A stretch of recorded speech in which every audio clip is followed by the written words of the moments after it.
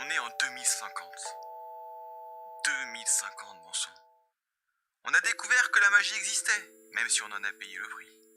On a découvert que d'autres peuples que les humains existaient sur Terre, et que la vie était un peu plus que ce qu'on ne pouvait percevoir. On a la moitié de ce siècle, et même si j'ai passé la cinquantaine, il se pourrait que j'en voie la fin en bonne santé et avec tous mes moyens.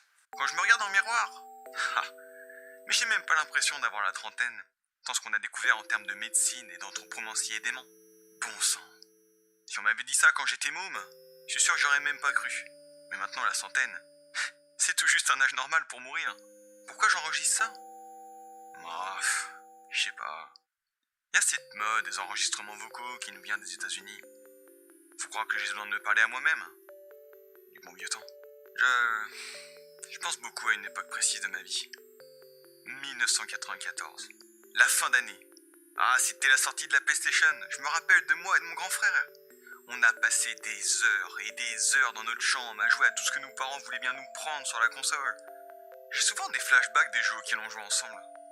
Hercule, Destruction Derby, AB Odyssey, Heart of Darkness, les Spyro, les Resident Evil, les Tekken, Legacy of Kain et j'en passe.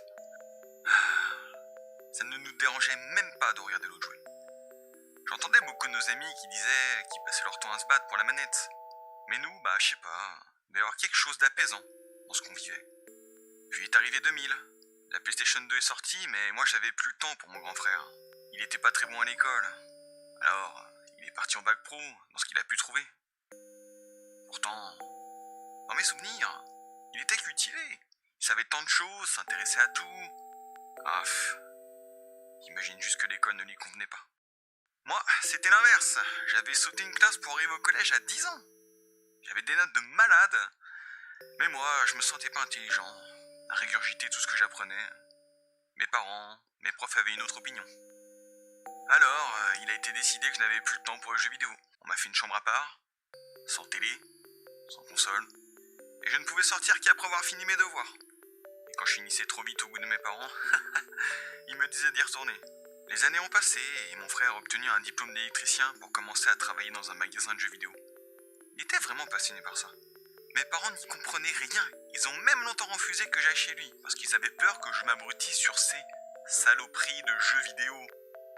Mais bon, ils pouvaient pas m'empêcher de demander à rendre visite à mon frère. J'étais un enfant studieux, je posais aucun problème.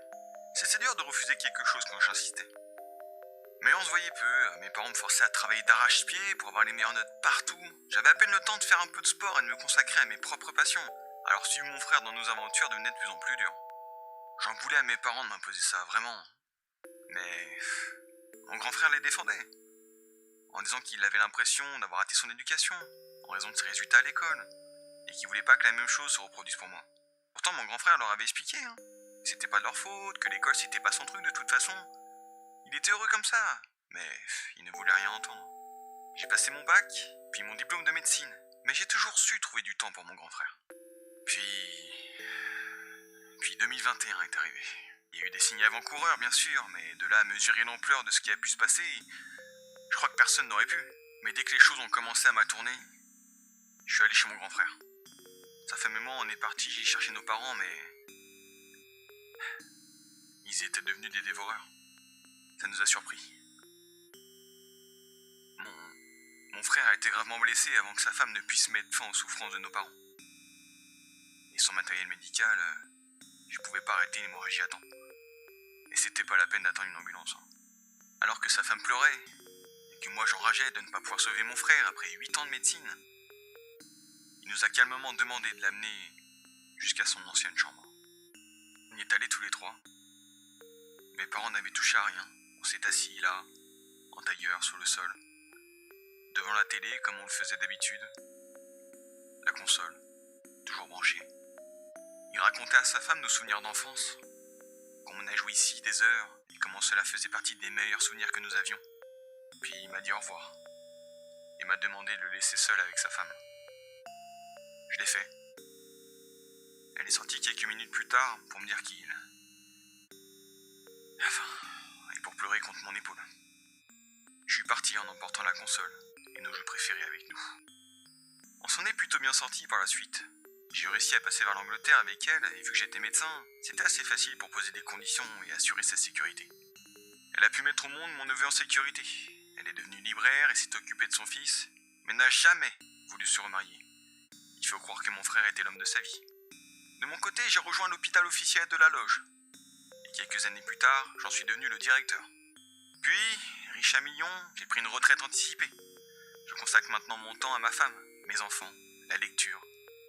Mais une chose me manquait. Ce grand frère, toujours souriant, qui pouvait passer des nuits blanches en Final Fantasy avec moi. Et la vision de cette pièce avec notre console, cette vieille télé cathodique, les VHS de films que nous avions enregistrés en douce. Puis un jour, ma belle-sœur m'a appelé. Elle m'a dit que je devrais rendre visite à Duncan, c'était le nom de mon neveu. Je suis arrivé devant une boutique appelée Gamer Part. Je suis rentré pour voir quelque chose qui m'a ramené 3 décennies en arrière. C'était une boutique de jeux vidéo. Et j'ai vu Duncan, et bon Dieu qu'il ressemble à son père, m'accueillir et me dire qu'il avait participé à créer le premier constructeur de console du Nouveau Monde. Il m'a tendu une console chromée en me disant qu'il voulait m'en offrir une, vu que j'avais toujours pris soin de lui dans son enfance. Je me rappelle du jour où je lui ai donné la console de mon frère, et de la façon dont, devant cette relique de mon passé, Duncan avait semblé si extatique. Mais je n'avais jamais voulu m'imposer, ou lui imposer ma nostalgie. Je l'ai laissé faire. Il m'a révélé qu'il avait fini chaque jeu plusieurs fois, et que depuis il n'avait qu'une idée en tête, pouvoir en faire à son tour. Sa mère m'avait dit qu'il avait fait des études d'économie et de finance. C'est qu'il avait en parallèle appris de par lui-même l'électronique et le codage. Il avait aussi fait des recherches en magie pour allier les énergies occultes à la technologie mortelle, aussi surréaliste que cela puisse paraître.